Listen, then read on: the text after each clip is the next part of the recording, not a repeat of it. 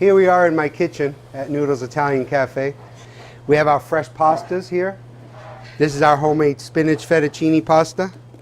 We make it in-house, as in homemade. This is our regular fettuccine pasta. So the difference between fresh and dry pasta, many of you probably know, the store-bought pasta is a little dry, it's dry and it's a little harder. The fresh pasta is light, fluffy in your mouth, very, very delicious. This is our homemade black pepper and cumin pasta. We use this in our pasta bayou, a New Orleans dish. Black pepper, cumin. If you could smell it, you just smell the subtle hints of the flavors in there. So every day, every morning, we open the kitchen the same since 1991. Pots of water going on the stove, just like you at home. It's time for you to cook pasta at home. You got the water going. We got a little olive oil in the water, a little bit of salt.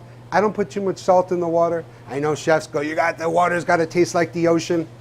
There's so much sodium out there in the world today, and salt and all the ingredients and everything. You can add a little extra salt, or better yet, you can do a little fresh grated Pecorino Romano cheese, which happens to be right here. So that's fresh Pecorino Romano cheese. We get the big 60-pound wheel in, we slice it up, we grate it, and we use this in our dishes. We serve it to you at the table when you come in. So that's much better than salt anyway. So the number one important rule is you always want to make sure that the water is boiling. If your water is not boiling, your pasta will come out mushy, soft, undercooked, overcooked. It's not very good. So we got the boiling water.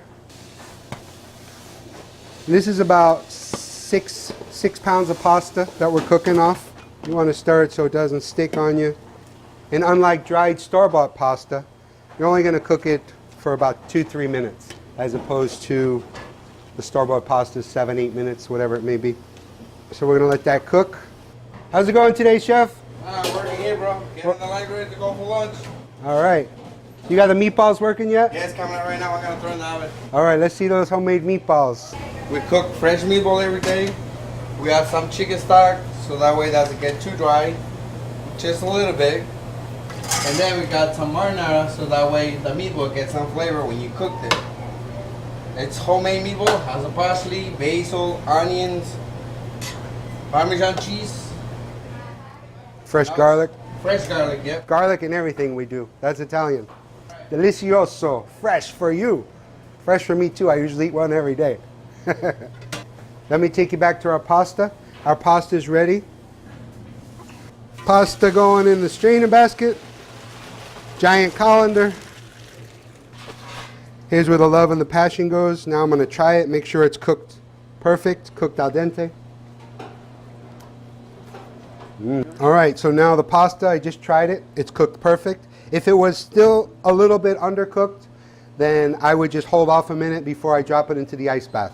But since it's cooked perfect at this moment, drop it right in there. That's a little chef secret, by the way.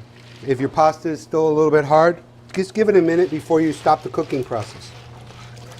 So we got our ice bath. Notice the ice on the outside of the pot. I'm not putting ice cubes inside of it.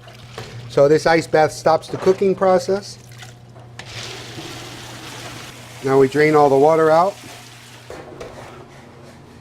I'm going to put a little bit of olive oil on this so it doesn't stick on us. Voila, perfect.